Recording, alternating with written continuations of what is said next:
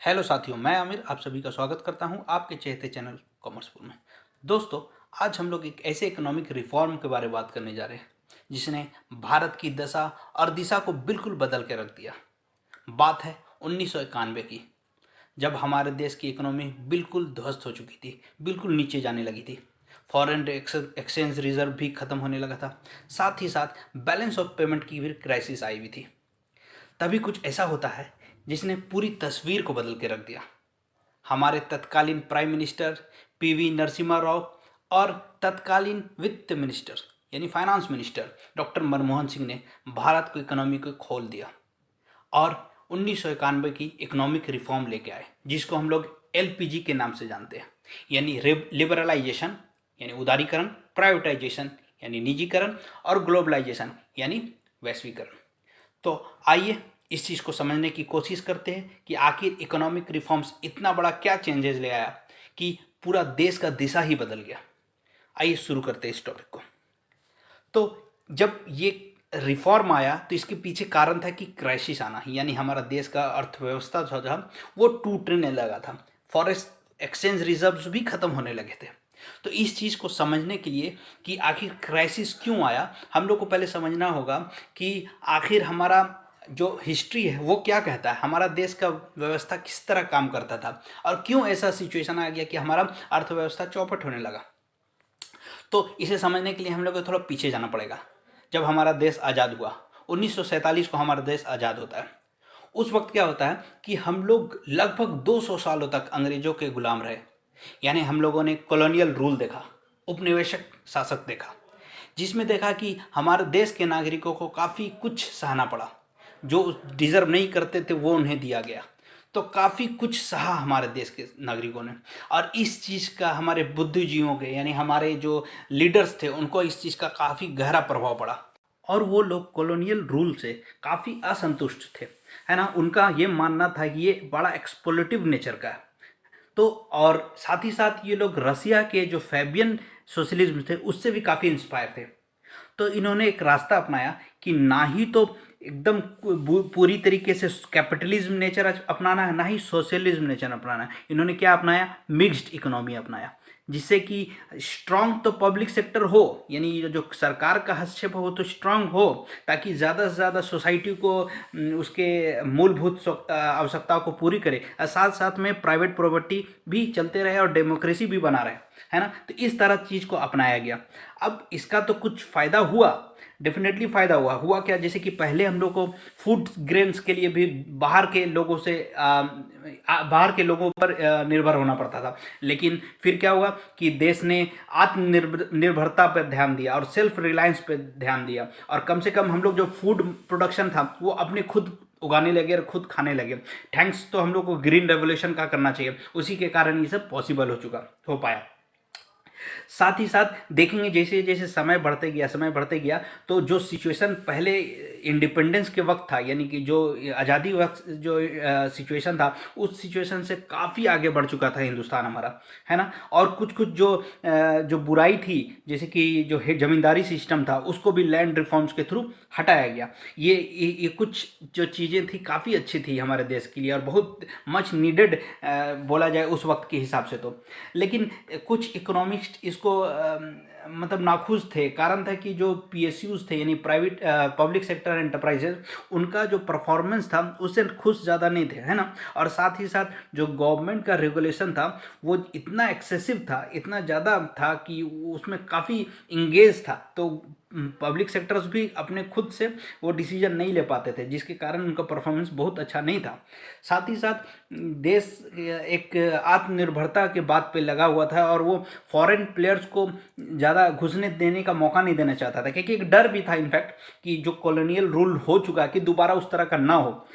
जो उससे क्या हुआ कि जो प्लेयर्स यहाँ थे उनमें वैसा क्वालिटी इंप्रूवमेंट करने का जज्बात नहीं रहा, है ना। और उससे क्या हुआ कि कस्टमर को उतना बेनिफिट नहीं हो रहा था। तो इस तरह का प्लान चला। अब क्या हुआ कि हम लोग देख रहे हैं कि इंसेंटिव उतना नहीं मिल रहा है प्रोड्यूसर को यहाँ, है ना, तो क्वालिटी गुड्स नहीं बना रहे। साथ ही साथ हमारा जो मेन मकसद था वो इनवर्ड ओरिएंटेड था, हम लोग अंदर की ही बात करते हैं, हमारा पॉलिसी ही था कि इनवर्ड ओरिएंटेड रहे, है ना। तो उससे क्या हुआ ना कि हम लोग स्ट्रॉन्ग ऐसा एक्सपोर्ट सेक्टर नहीं बना पाए, स्ट्रांग नहीं कर पाए तो यही सब धीरे धीरे धीरे धीरे क्या हो गया कि हमारा इंपोर्ट बढ़ने लगा और हम एक्सपोर्ट कम करने लगे, तो ये एक क्राइसिस के रूप में बढ़ गया। अब आपको समझ में आ गया होगा कि बैकग्राउंड में किस तरह से सीन बना और क्या क्या कारण हुआ इसके पीछे, है ना। अब आते हैं इसके क्राइसिस की बात करते हैं, आखिर क्राइसिस था क्या। तो इसमें क्या हुआ ना, फिजिकल डेफिसिट बहुत बेतहासा बढ़ गया, वो लगभग 8% के आसपास हो गया, है ना। 8% जीडीपी का 8% के आसपास हो गया फिजिकल डेफिसिट, जो कि काफ़ी हाई था, है ना। साथ ही साथ हमारा जो बैलेंस ऑफ पेमेंट था वो एकदम एडवर्स हो गया, यानी कि इंपोर्ट तो हम मतलब इंपोर्ट का तो बेतहासा इंपोर्ट हो रहा है और एक्सपोर्ट के नाम पे कुछ भी नहीं था, तो ये एकदम बिल्कुल एडवर्स हो गया। अब हमारे पास क्या हो रहा है, इंपोर्ट ज़्यादा हो रहा है तो जाहिर सी बात है हम लोग को पेमेंट ज़्यादा करना पड़ेगा, तो ये क्या होने लगा, हमारा जो फॉरेन एक्सचेंज रिजर्व था वो गिरने लगा, क्योंकि पेमेंट तो हम लोग डॉलर में करते हैं, तो फॉरेन एक्सचेंज ही होता है वो, तो इसलिए क्या हुआ, ये बेतहासा गिरने लगा। साथ ही साथ क्या होता है, गल्फ में एक क्राइसिस हो जाता है, गल्फ वार छिड़ जाता है, इराक वार हो जाता है, जिसमें क्या होता है कि जो तेल वगैरह रहता है उसका दाम काफ़ी बढ़ जाता है, बहुत ज़्यादा होता है। अब इस सिचुएशन में भी अगर हमको ज़रूरी सामान मंगवाना है, जैसे पेट्रोलियम ही मंगवाना है, तो उस वक्त भी क्या करना होगा, प्राइस जो बहुत हाई पे करना पड़ेगा, तो रिजर्व्स उसका जो है वो भी गिरेगा, है ना। और साथ ही साथ हमारा देश का जो पीएसयू, जैसे कि मैंने पहले बताया कि उसका परफॉर्मेंस खुद ही इतना ख़राब था कि उस पर क्या भरोसा किया जाए। तो ये इस तरह का जो क्राइसिस आया, तो उससे क्या हुआ कि हमारा देश एकदम बिल्कुल टूट सा गया, मतलब इकोनॉमी तो ध्वस्त हो ही चुका था, फॉरेन रिजर्व गिर ही गया, बैलेंस ऑफ पेमेंट का प्रॉब्लम आ गया, फिजिकल डेफिसिट बहुत ज़्यादा हो गया, हमारा यहाँ खर्च सोसाइटी को फुलफिल करने के लिए खर्च इतना ज़्यादा हो गया कि इनकम का कोई ठिकाना ही नहीं रहा, इनकम तो है ही नहीं था, खाली खर्च हो रहा था, है ना। तो इस तरह का सिचुएशन देश में था, जो कि अच्छा नहीं था, बिल्कुल भी ठीक नहीं था।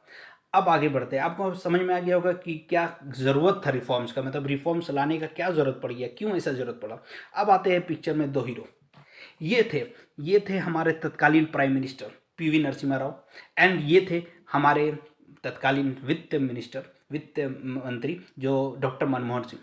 ये हीरो है, एक्चुअली इकोनॉमिक रिफॉर्म को लाने में इन्हीं का पूरा श्रेय जाता है, और साथ ही साथ इनका बैक सपोर्ट, इन्होंने इनको फुल छूट दिया कि आप जो तरह का डिसीजन लेना चाहते हैं आप बस देश को बचा लो, और इनका सपोर्ट था और मनमोहन सिंह जी ने वो करके दिखाया।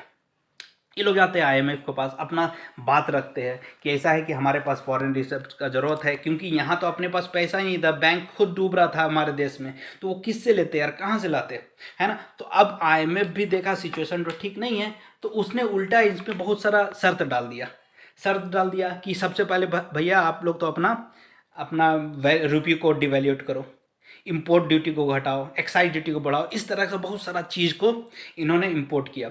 अब इनको तो मानना था, उनको तो पैसे की ज़रूरत था, नहीं देते तो कैसे होता। और साथ ही साथ इन्होंने कहा कि अपने देश का जो अपने इकोनॉमी को क्लोज बना के रखा है इसको ओपन करो, इसको तुरंत का तुरंत खोलो, तभी जाके आपका देश को सुधरेगा। तब आता है हमारे इकोनॉमिक रिफॉर्म्स। अब इकोनॉमिक रिफॉर्म्स का मतलब हम लोग समझते हैं एलपीजी, ये 3 टर्म्स को लेके इकोनॉमिक रिफॉर्म्स हमारे देश में कहलाता है। क्या है, लिबरलाइजेशन यानी उदारीकरण, दूसरा है प्राइवेटाइजेशन यानी निजीकरण, तीसरा है ग्लोबलाइजेशन यानी कि वैश्वीकरण। यही तीनों को हम लोग धीरे धीरे एक सिंगल कोशिश करेंगे समझने का। तो आइए शुरू करते हैं सबसे पहले लिबरलाइजेशन से। लिबरलाइजेशन का जो वर्ड आ रहा है ये लिबरल वर्ड से आ रहा है, यानी किसी चीज़ को थोड़ा ढीला करना यानी लूज करना। पहले क्या था कि हमारे देश में गवर्नमेंट क्या थी कि थोड़ा स्ट्रिक्ट थी, यानी कोई भी फर्म को अगर कुछ अपने फर्म को बिजनेस करना है तो उसको इतना सारा लाइसेंस पॉलिसी था, इतना सारा चीज़ टाइटन किया हुआ था कि उसको वो बिजनेस करने में शुरुआत करने में ही वो रो देता था कि आखिर वो आगे कैसे बढ़ेगा। तो इसको लिबरल किया गया, इसको थोड़ा ढीला किया गया ताकि इकोनॉमिक फ्रीडम हो सके और कंपनी कुछ अपने बिजनेस सेटअप कर सके। है ना, इस तरह का काम हो। ये क्या हुआ, इकोनॉमिक फ्रीडम दिया गया। एमआरटीपी एक्ट हम लोग देखते हैं जिसमें बहुत सारा रेस्ट्रिक्शन था, मोनोपोलीज वगैरह करके बहुत सारा रेस्ट्रिक्शन जो 1969 में लाया गया था ताकि गवर्नमेंट उसमें पूरा हस्तक्षेप रखे, उसको 1991 में डाइल्यूट कर दिया गया, इसको ख़त्म कर दिया गया, है ना। कंपटीशन कमीशन को यहाँ लाया गया। साथ ही साथ जो लाइसेंसिंग पॉलिसी था उसको एकदम ढीला किया गया कि नहीं, अब क्या है कि छूट दिया जाए ताकि नए नए लोग इसमें इन्वॉल्व हो, है ना। और साथ ही साथ स्मॉल स्केल इंडस्ट्री है तो उसको इन्वेस्टमेंट लिमिट को बढ़ाया गया कि नहीं, आप इन्वेस्टमेंट अब कर सकते हैं, है ना। तो साथ ही साथ क्या किया गया, expansion and production of industries किया गया कि अब फ्रीडम दिया गया, छूट दिया गया। तो क्या किया गया, जो गवर्नमेंट का जो रेस्ट्रिक्शन था, रूल्स था, है ना, उसको लाइट किया गया, उसको क्या किया, लिबरल किया गया। इसी को हम लोग बोलते हैं लिबरलाइजेशन। आशा करता हूँ ये समझ में आ गया होगा। फिर आता है दूसरा, प्राइवेटाइजेशन। प्राइवेटाइजेशन मतलब निजीकरण। अब निजीकरण क्या था कि जो ओन किया हुआ है पब्लिक सेक्टर, जो भी मालिकाना हक पब्लिक सेक्टर रखा हुआ है, अब उसको ट्रांसफ़र करना, पावर का ट्रांसफ़र करना प्राइवेट इंटरप्राइजेस के पास, है ना। तो ये कैसे कैसे हो सकता है, डिसइन्वेस्टमेंट के थ्रू, यानी कि कुछ जो आदमी इन्वेस्ट किया हुआ था, यानी जो पब्लिक यानी कि गवर्नमेंट का जो इन्वेस्टमेंट था अब उसको डिसइन्वेस्टमेंट करना, है ना। साथ ही साथ प्राइवेटाइजेशन करना, यानी मान के चलिए जिस कंपनी में अगर गवर्नमेंट का 51% स्टेक है तो अब वो क्या है, गवर्नमेंट है, पीएसयू कहलाती है ना। अब इसी शेयर्स को जब बेचेगी गवर्नमेंट तो उसको बोलेंगे डिसइन्वेस्टमेंट करना।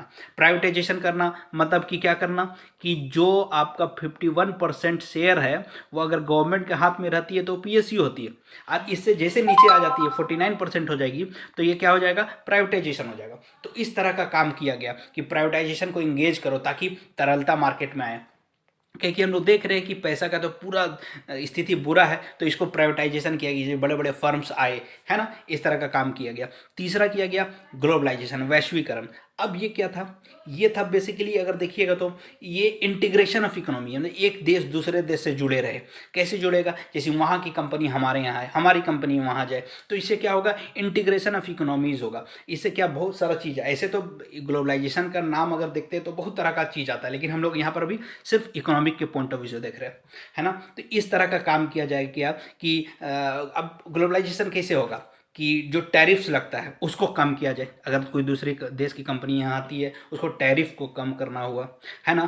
फिर ऐसा पॉलिसी जैसे लॉन्ग टर्म पॉलिसी को लाया गया, है ना। साथ ही साथ क्या किया गया, इक्विटी लिमिट जो था, जो फॉरेन कंपनीज जो हमारे यहाँ पैसा लगाती थी उसका कुछ लिमिट रखा गया था, उसको बढ़ाया गया। इसी को बोला गया ग्लोबलाइजेशन, जैसे वैश्वीकरण किया गया। तो अब देखिए, अब तीनों चीज़ समझ गए कि लिबरल करना, प्राइवेटाइज करना, साथ ही साथ ग्लोबलाइजेशन करना, जो इंटीग्रेशन होता है। तो इसका हमको काफ़ी पॉजिटिव इम्पैक्ट दिखा। इस जो जो भी इम्पैक्ट लाया गया, रिफॉर्म लाया गया, इसका काफ़ी इम्पैक्ट दिखा गया, जिसमें हमारा तुरंत जीडीपी में काफ़ी ग्रोथ दिखा। जो 5%, 4%, 3%, 2%, 0% तक आ गया था हमारा जीडीपी, धीरे धीरे क्राइसिस के चलते वो अचानक 7% के आसपास पहुंच गया। ये इसी का इफेक्ट था। साथ ही साथ जो सर्विस इंडस्ट्रीज था वो बूम कर गया। आप देख रहे होंगे 50% से ज़्यादा सर्विस, जो पहले कभी नहीं हुआ था, हमेशा एग्रीकल्चर और मैन्युफैक्चर का काम रहता था, जो सर्विस इंडस्ट्री बूम कर गया। साथ ही साथ डेट टू इक्विटी रेशियो जो बहुत नीचे चला गया, लगभग 29% के आसपास पहुंच गया था डेट टू जीडीपी रेशियो, वो लगभग 18% के आसपास आया। इन्फ्लेशन भी, जो महंगाई था, इतना ज़्यादा हो गया था, इतना ज़्यादा हो गया था कि कंट्रोल से बाहर था। 19 से 20% इन्फ्लेशन था, वो वापस 5% में आ गया, है ना। फिजिकल डेफिसिट, इसमें भी सुधार हुआ। फिजिकल डेफिसिट जैसा कि मैंने बताया कि काफ़ी ज़्यादा हो गया था, है ना, बहुत ज़्यादा डेफिसिट बढ़ गया था। खर्च जो था इतना ज़्यादा था, आईएमएफ ने इन पर शर्त लगाया कि आप इसको 10% डायरेक्ट कम कीजिए, जो भी आप खर्च करते हो उसको डायरेक्ट 10% कम कीजिए। तो इसके चलते क्या हुआ, फिजिकल डेफिसिट में भी सुधार हुआ। साथ ही साथ जो ये एमआरटीपी एक्ट हटा, उससे कंपटीशन बहुत स्पीड में बढ़ा, और जब कंपटीशन बढ़ता है तो जाहिर सी बात है कि कस्टमर को इसका काफ़ी फ़ायदा होता है ना। अगर कस्टमर को फ़ायदा होगा तो जाहिर सी बात है इकोनॉमी भी ग्रो करेगी, है ना। अब देखिए, ये तो पॉजिटिव बात हो, कुछ नेगेटिव इम्पैक्ट्स भी थे। ऐसा नहीं बोल सकते कि ये जो भी इकोनॉमी आया वो पूरी तरीके से पॉजिटिव ही था, कुछ नेगेटिव इम्पैक्ट भी थे, है ना। जैसे कि मान के चलिए क्या नेगेटिव इम्पैक्ट्स हो सकता है, जो हमारा नेचुरल रिसोर्सेज था अब उसका ट्रांसफ़र हो जा रहा है। इनफैक्ट अब बाहर की कंपनी आ रही है, उसको यूटिलाइज कर ले रही है। इस तरह से हम कह सकते हैं कि नेचुरल रिसोर्सेज का ट्रांसफ़र हो जा रहा। साथ ही साथ अगर हमारे देश में अगर देखेंगे कि कुछ डोमेस्टिक कंपनीज थी, है ना, अब डोमेस्टिक गुड्स बनती थी, अब उसका डिमांड में क्या हुआ, गिरावट आने लगा। उसका डिमांड जो है कम करने लगे, बाहर से जो प्रोडक्ट आ रहे थे लोगों को पसंद आने लगे, साथ ही साथ कम रेट में लग रहे थे, तो अब जो डोमेस्टिक गुड्स है उसका भी डिमांड कम होने लगा। साथ ही साथ बहुत सारा लेबर लॉ जो था होता है वो इसमें एकदम भूल सा गया, घुल सा गया, मतलब समझिए तो उसका कोई अस्तित्व नहीं बचा, है ना। उसको लेबर लॉ को फॉलो नहीं किया जाने लगा, एक तरह से कहा जाए तो। और साथ ही साथ जब इस तरह का इन्वेस्टमेंट बड़ा स्पीड में आने लगता है तो एक और जो डिफरेंस जो बहुत तेज़ी से फैलता है वो सोसाइटी में इनइक्वालिटी फैल जाता है। यानी अमीरों की संख्या ज़्यादा हो जाती है, गरीबों की संख्या मतलब अमीरों की संख्या कम हो जाती है और गरीबों की संख्या बड़ी बहुत स्पीड में बढ़ जाती है, तो सोशल इनइक्वालिटी भी होता है। तो इस तरह का कुछ कुछ नेगेटिव पॉइंट्स भी था, लेकिन ओवरऑल हमारे जो अगर सिचुएशन देखेंगे उस हिसाब से देखा जाए तो पॉजिटिव नोट्स ज़्यादा है, और ये हम लोग को काफ़ी कुछ मतलब देश को डूबने से बचाएगी एक तरह से देखा जाए तो। इम्पैक्ट जो था, है ना, ये जो रिफॉर्म लाया गया और मच नीडेड रिफॉर्म्स था।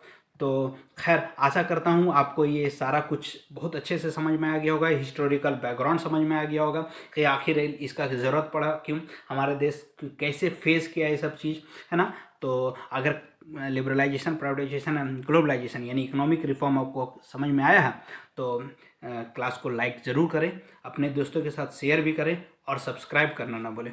Thank you.